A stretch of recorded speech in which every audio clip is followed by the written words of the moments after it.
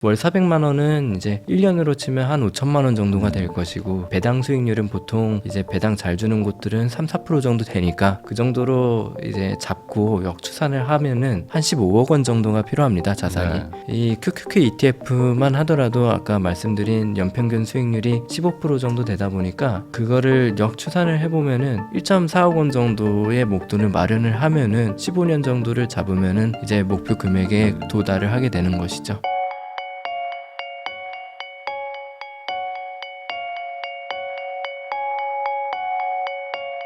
20대 의사이자 또 미국 주식 투자를 하고 계시는 달물결 작가님하고 이야기 나누고 있는데요. 그 배당주 투자를 하는 분들도 많고, 특히 이제 2030 사회초년생인 분들이 아예 그냥 초장기로 보고 배당에다가 계속 돈을 넣으면 나중에 배당 이익도 계속 늘어나는데 주가도 늘어나서 월급 이상을 막 번다.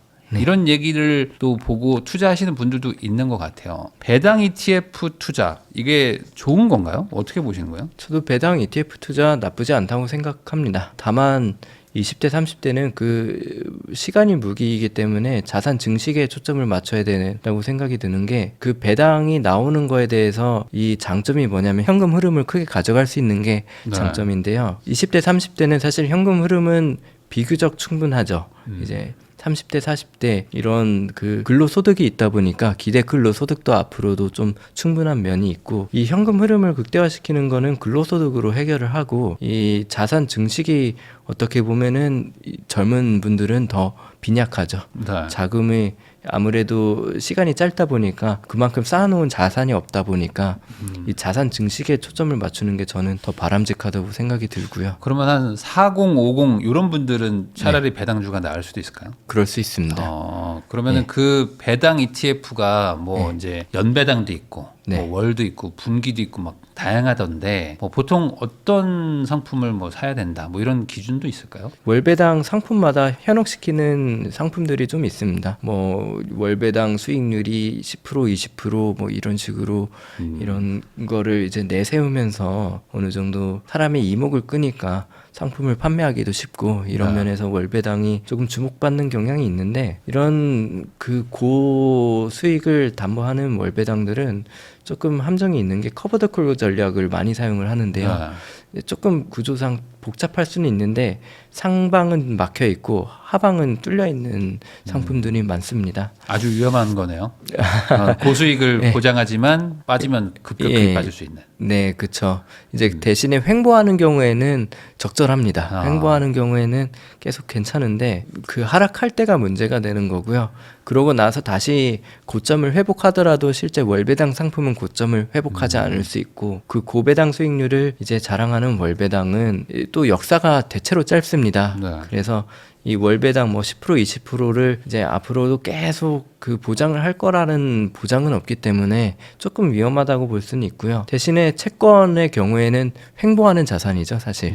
채권의 경우에는 특히 20년물은 조금 변동성이 크기는 하지만 이제 대체로 주식보다는 횡보하는 경우가 많기 때문에 그 채권 ETF 중에 뭐 TLT라든가 이런 것들은 그 채권이면서 월배당이면서 역사도 꽤 오래됐습니다. 대신 월배당 그 배당 수익률이 대략 알기로 3% 정도 되는 걸로 알고 있어서 높지는 않은데, 그런 식으로는 그런 월배당 상품은 괜찮은 것 같고요. 그게 아니라면은 분기 배당으로 하는 게 대부분이 분기 배당이다 보니까 그런 것들로 하시면 좋을 것 같고, 또 몇 가지 앱들도 나와 있고 증권사 어플에서 보면은 기업들마다 배당금을 주는 달이 조금씩 차이가 있는데, 그런 것들을 뭐 투자를 하다 보면은 뭐 1월에 배당을 주는 주식이 있고 뭐 2월에 배당을 주는 주식들이 있고, 이런 것들을 투자를 한 것들 포트폴리오에 맞춰서 월마다 들어오는 배당 금액들을 이제 보여주는 서비스들이 꽤 많이 있는 걸로 알고 있습니다. 그런 것들을 활용하면은 월 배당 이런 식으로 나오는 것처럼 맞출 수 있으니까 그런 식으로도 활용하면 좋지 않을까 합니다.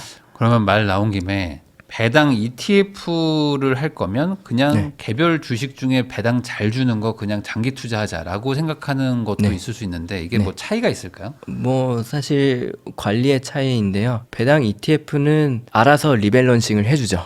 네. 그러다 보니까 뭐 거래 수수료라든가 이런 걸 좀 절감할 수 있고 아까 말씀드린 그런 시간에 대해서도 조금 절약을 할 수 있기 때문에 고민할 시간을 좀 줄이니까. 예, 그런 것들에 대해서 편리하고 대신에 배당 주식들을 이제 한 곳에 몰아넣는 게 아니라 분산 투자를 하는 게 바람직한데 이 분산 투자를 하고 이것들을 또 관리하는 것도 일이거든요.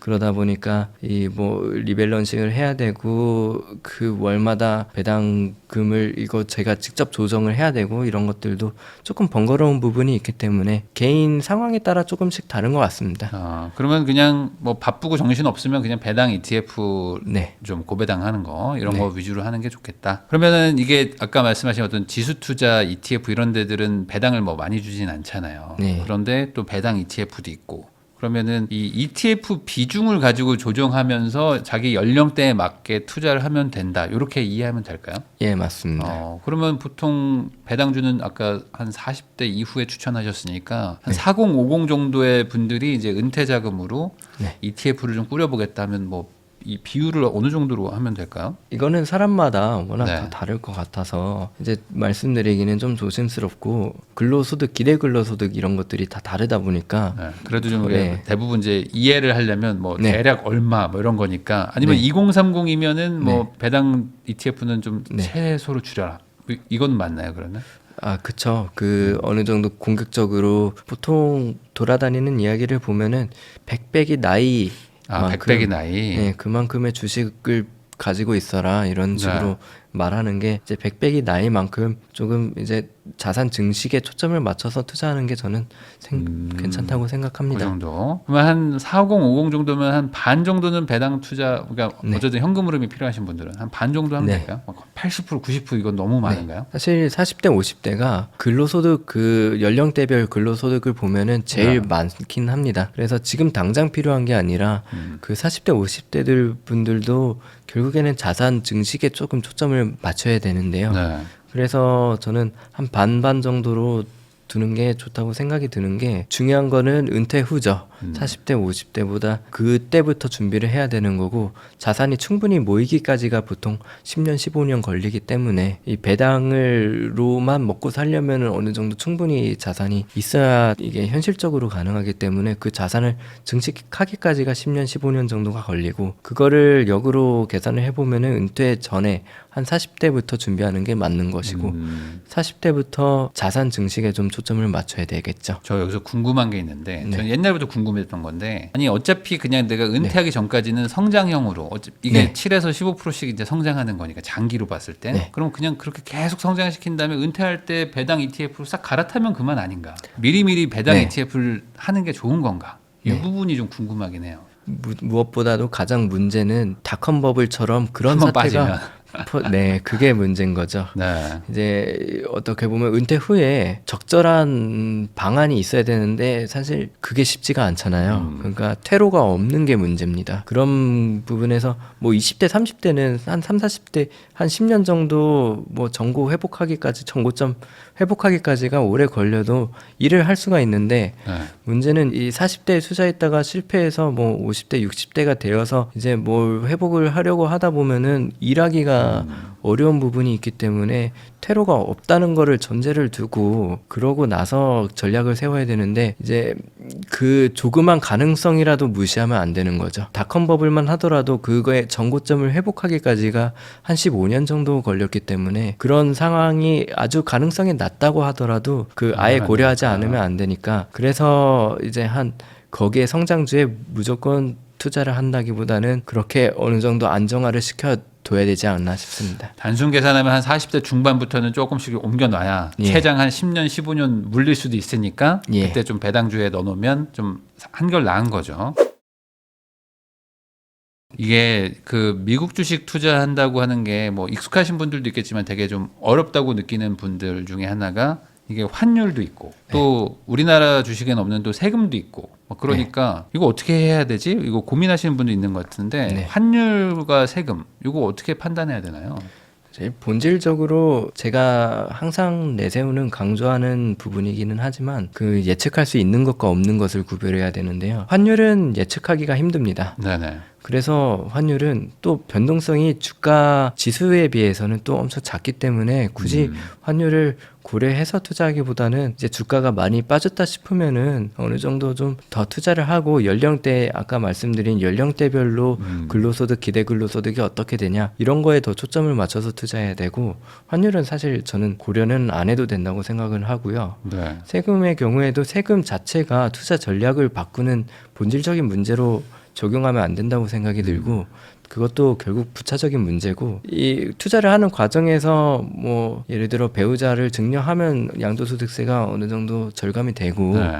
뭐 250만 원까지 비과되다 보니까 뭐 그런 식으로 조금 그런 것들을 활용하는 것 정도는 괜찮은데 세금 문제 때문에 앞으로 뭐 우리나라 국내 주식은 세금이 별로 안 드니까 네. 그냥 국내 주식 투자할래 이런 거는 이제 본질적인 판단 기준이 되어서는 안 된다고 생각이 듭니다. 그러니까 세금은 버니까 내는 건데 예. 국장은 벌질 못한다. 뭐 이런 얘기하는 분들도 예, 있고. 그러니까 세금은 벌어서 내는 거니까 너무 거기에 고민할 필요는 없다. 이렇게 얘기해 주신 것 같아요. 그러면은 결국에 이 경제적 자유 뭐 이런 거를 꿈꾸고 이렇게 장기 투자도 하는 거고. 그러니까 한마디로 이제 은퇴 이후에도 뭐 일하지 않고 최소한의 생활비 나올 정도로 이제 맞춰놓고 싶은 게 사람의 마음인데 그러면은 시간과 뭐 어떤 투자금 이런 것들이 한 어느 정도는 좀 계획적으로 세워놔야 이 현실적인 목표에 달성한다라고 보시는 건가요 지금? 그냥 시뮬레이션을 일종의 하나를 가정을 세워서 해보면은 대충 월 400만 원 정도로 잡아보겠습니다. 이제 네.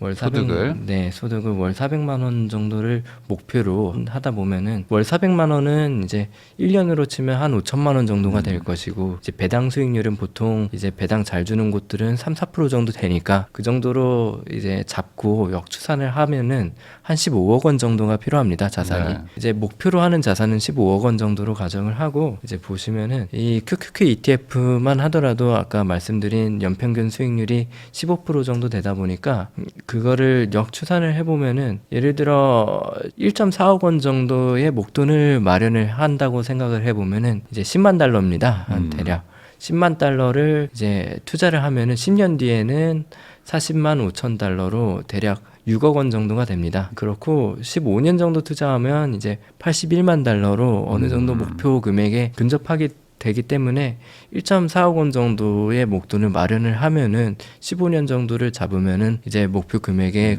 도달을 하게 되는 것이죠. 이제 한 1.5억 원 정도의 15년 정도를 잡으면 되지 않나 싶고 그 사이에도 이제 목돈이 1.5억 원 마련되고 15년 동안 뭐 근로소득이 아예 없진 않을 테니까 보통 네. 그 사이사이에도 좀 투자를 적립적으로 하다 보면은 그 기간은 좀 줄어들 수 있겠죠. 그 적립하는 금액이 어찌 보면 이제 물가 상승률 같은 건 다 이길 테니까 네. 결국에는 한 15년 정도를 꾸준히 좀 투자하면은 네. 어느 정도 된다. 네, 목표 이제 목돈을 마련하는 게 우선이고 네. 그 마련된 다음부터 15년 정도를 예측하다 보면은 그럴 수 있지 않을까 싶습니다. 그러면 ETF를 뭐 하나나 두 개 정도를 딱 찍어서 한다 그러면 QQQ만 하면 될까요? 아니면 뭐 슈드 뭐 이런 것도 있잖아요. 네, 슈드도 요새는 많이들 주목을 받았었는데 최근 들어서 조금 더 주목을 받고 있고 이전에 2022년, 2023년 정도에는 또 이게 슈드 ETF 자체가 배당 수익률 자체는 그렇게 크지는 않고 배당 성장률이 조금 더 크기도 하고요. 이 슈드 ETF 자체가 조금 횡보를 많이 했었습니다. 그러면서 이거에 대해서 회의적인 의견들이 많이 나오기도 했는데 네. 한 10년, 20년 계속 투자하기에는 좋은 게 배당 성장률이 어느 정도 보장이 되어 있고요. 이제 매년 10% 정도 이상씩 계속 배당금이 증액이 되고 있기 때문에 이제 물가 상승률을 좀 더 이겨내서 배당금은 계속 커지는 거죠. 그러니까 올해 100만 원 받았으면 내년에 110만 원 정도 받는 네, 그런 주식들 위주로 막 구성이 네. 돼 있다는 거잖아요. 네, 그러니까 맞습니다. 물가 상승률이 이길 수 있는 수준. 네, 그리고 이제 자체적으로 리밸런싱이 됩니다. 이제 뭐 그 10년 연속 배당한 기업들 시가총액이 일정 금액을 넘어가는가, 뭐 재무적인 상태, 현금 흐름이 얼마나 되고 이제 자본 이익률 이런 것들, 배당 성장률 이런 것들도 다 고려해서 이 슈드 ETF 내의 구성 종목들을 편성을 하고 그게 매년 뭐 리밸런싱이 되기 때문에 아까 말씀드린 뭐 시간을 굳이 더 많이 할애할 필요도 없고 여기에서 이 전문가들이 직접 리밸런싱을 그 일정된 기준에 맞게 해주니까 크게 뭐 신경 쓸 필요도 없고 생각해보면 운용 수수료가 아까울 수는 있겠지만 예. 그거 아끼려고 내가 하는 시간이 훨씬 더 많이 네. 들어가니까 차라리 이렇게 ETF 같은 거를 잘 세팅해 놓고 크게 거시경제 정도만 보면서 본업을 더 열심히 하는 게 낫겠다는 생각도 좀 듭니다.